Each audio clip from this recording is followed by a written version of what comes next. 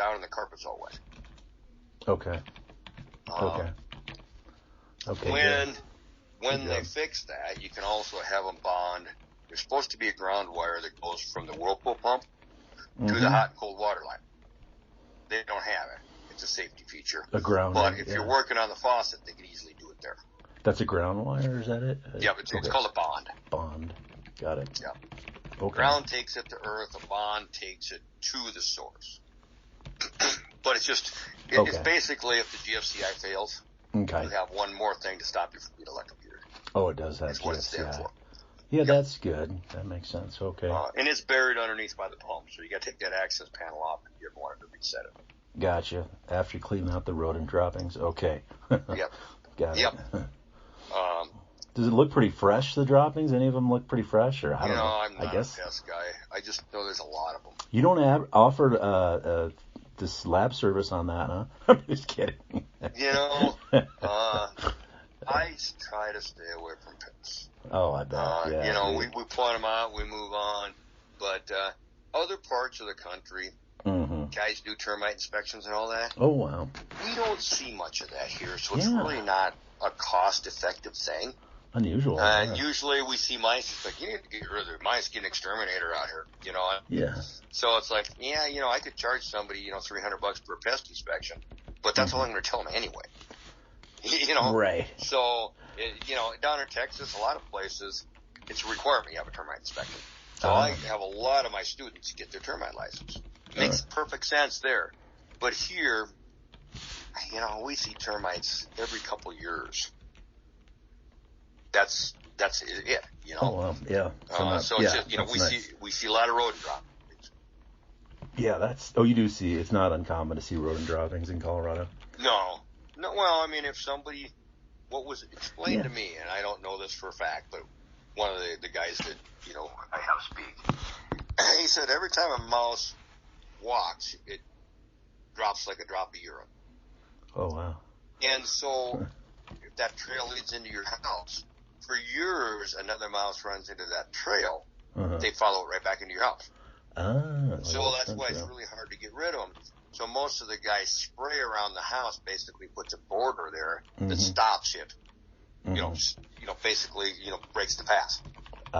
Yeah, that makes sense. And so then there's cleanup, and then of course they're probably going to put some poison, in the attic and underneath that bathtub, places that are out of the way, but Yep. typically they do things like that. Okay. Got it. But I got to tell you, it stunk pretty good under that bathtub. Okay, yeah, that would be the big indication. I think that would. And you're not going to find it right now. In the middle of summer is where those smells really come out. Gotcha. Yeah. If it's in your ductwork when you turn the heater on sometimes. But normally the hot days in the summer, it's like, oh man, what's that smell? You have rodents in the attic. Yeah. But the ductwork didn't seem to have much smell from it, I guess. We can't see much of them, but I didn't smell it when we turned it on. All right. I personally clean the ducts in every house I buy. Yep. That seems because to make sense. I want to breathe my own stuff. Yeah. Somebody else's. Yeah. We don't mind our own crap, but. Yeah. So what we do is we do our painting, we do, our floors or whatever, and then we have the ducts cleaned. Good. And, I'm not a big fan of doing it every couple of years like they'll try to get you to do. Because we keep a pretty clean house. But right off the bat, we have it fully cleaned and sanitized. Got it. Yeah, I think that makes sense. Oh, sanitized even too, huh? Well, that's usually when they do that, they spray stuff in it now. Oh, I see, yeah. So that's just a step most of them are doing. Like a Lysol spray or something like that, I guess. Basically. It's just an aerosol. It's not like it's a big deal. Got it, yeah. One thing I want to point out to you, you'll notice this after you live in the house, the wood floors. So I believe they were all pre-finished hardwood floors at one time. Yeah, the way he explained it was, I think like the kitchen, because I saw that too, kind of kitchen. Well, the kitchen used to be, but they had them refinished. So, I see, pre-finished. I know what you mean by that. Yeah, okay. Yeah, and so they're actually cupped a little bit. like the edges are rounded. Mm-hmm. So you do the half bath from the laundry, kind of that hallway there, the front entrance, and the kitchen. Those floors have been refinished. Yeah. They were sanded and refinished. But I don't think they sanded them all the way flat because they feel cupped like you have water damage. I thought I noticed something like that too, yeah. But when I started looking at them really, really carefully, I could see where they looked like originally they were pre-finished, like when you take the registers off and things like that. Mm-hmm. And it's like, no, these floors, that's a high-traffic area. Yeah. So I'm sure somebody sanded those, probably could have sanded a little bit more, but they might have wanted to leave it that way because the rest of the house has it. So they didn't want to completely make them feel different. Yeah, yeah. And so that's what I think is going on there. I see. It's going to be in the report, but it's nothing I'm really worried about. Normally when we feel it, it's like, you got water damage. But the more I studied this thing, I could see they were sanded gum. Those pre-finished ones, are they kind it's of actually a very durable finish. Oh, is it? Yeah. Yeah, you can't put a finish on that holds up as well as that stuff does. And those you can't. I didn't think you could resand those a whole lot. Not like you can't do a laminate. That's all real wood. You can sand them. Oh. I hear people say sometimes 4, depending on how much you take off. But they're 3/4 inch thick solid wood. Oh, okay. So yeah. So I mean, there's plenty to sand. But the finish, unless you have dogs that really, scratch up really bad, the finish on a pre-finished holds up really, really well. Mike has cherry in his house, and he uses a Swiffer. Once a year, he uses vinegar and water, and those things look like the day they installed them, and they're probably 12 years old. That's nice. So they hold up really, really well. But these, once you sand them, that takes that pre-finish off, or? Yeah, that takes the pre-finish off. Okay. So but, I think they've been redone recently. Okay. I could see some of the filler had fallen out, so it's not brand new. But, they look nice. Okay. And so if you're not really hard on them, they'll stay looking good. Yeah. But, that's the real walk area. You come in from the garage, you walk to the kitchen. That's a normal walkway, or you come in from the front entry. And so a lot of times we see those areas have been refinished more than the rest of the house. Okay. Yep, that makes sense. Thank you. And sooner or later, you're going to feel it. And it's like, I like to kind of, what the heck is this? What's going on? It's like, no, I definitely noticed that. That off at the. And good, yeah. And then almost seen Jim, like they had 2 different types of wood flooring in there, but I don't know if you noticed that. Well, that's because I think the finish. And I do think that front room to the left, butter stop. I don't think that was originally hardwood. Because those aren't the same. They're a little bit. I mean, they're very, very similar. Got it. But if you start looking at them, they're a little bit different. Okay. Great. So you're not wrong. Okay. Okay. Got that wood flooring. The master shower's not in great shape. You're like where the walls are, the glass walls. The grout's cracked. You've got a few broken tiles. At this point, I'd probably caulk it, but your plan's going to be to remodel that or redo that shower. It's you're going to have to do it. Yeah. It's not we want to do it. It's like, no, you have to do it.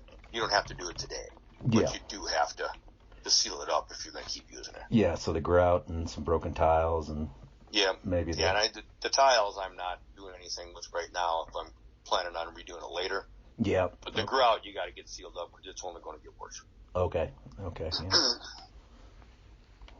But, those are kind of the big things we found. I mean, and there's just not a lot of little. I mean, in the garage, that back portion. Yes. The floor is really settled there. It's settled like 5 inches. Yes, and they disclosed that, but just don't pull anything back there wet. That's hurting your foundation. Oh, it does push on the water foundation. Drains back there, it pushes weight against the foundation. So, your best bet would be to lift jacket. They spray foam underneath and lift it. Okay, yeah. But if you're really not using that for normal use, like me, I'd put my convertible back there, and when I take it out, I'd have to move something, Yeah. But if you're just using it occasionally, it wouldn't be high on my list. That's what, if you're going to use it, you have to do that. They had mentioned doing that already. I think they might have something scheduled, but I think they said mud jacking, and I know you mentioned the foam. I wouldn't do mud jacking. Yeah, it pushes. You said puts too much pressure on the foundation. Yeah, your foundation is made to take a load down. It's not meant to take a side load. We see mud jacking damage houses. And bows, the foundation wall, things like that. And lift jacking is actually cheaper. Oh, it is? Okay. Yeah. So it always amazes me how economical lift jacking is. Yeah. That's neat. That's great. So, it's cheaper and it's better. I think that's always a win. Yes. Yeah. Choose that every time. And now the deck. Yeah, go ahead. The deck. Yeah. You have new and old. Yeah. They replaced part of it already. The older part, there's a couple of check choices. It's not new, but it's really not bad. The stairs, they use screws on the hangers instead of nails. My bigger concern there is they discharge the basement fireplace under the deck. That's a good point. And it doesn't draft very good that way. Yeah. But you can actually see the chase they put it through. It's all moisture damaged. Oh, so that siding's all basically rotted there. Oh, wow. You can actually see, if you look, there's actually a gap between the house and it at the one point. And that's just because you're getting condensation and it's building up and it's just ruining that area. Oh, wow, yeah. So that's just the way they have it. I mean, even if they're not using that fireplace, because you said you couldn't. Well, you still have the pilot light on. If you turn the pilot light on, it's not a problem. But if you leave the pilot light on, you're still going to have a warm flue and you're going to get cold outside. You're going to condense water there. Got it. So if you're not going to use it much, just turn that pilot off. That's your best bet. Okay, got it. But that, could you tell, was that just a basic paint that they put on the deck, or I couldn't tell what that coating was that they used on the deck? I think I used to use it in my first hot tub. It's like a redwood stain. Okay. So. And on the decking, the tread decking, that looked to me like what you paint basement floors with. That floor paint, which is just a paint, but they mix a little epoxy in it, so it's a little more durable. Yeah. So that's something that we have to recoat all the time. Yeah, you may have to touch it up once in a while. Yeah. It looked pretty good, Okay. And now, I know you don't have little kids, do you? No. Pets? They're 13, 15. But the thing I'm talking about is that back retaining wall. It's a pretty good fall off. Yeah,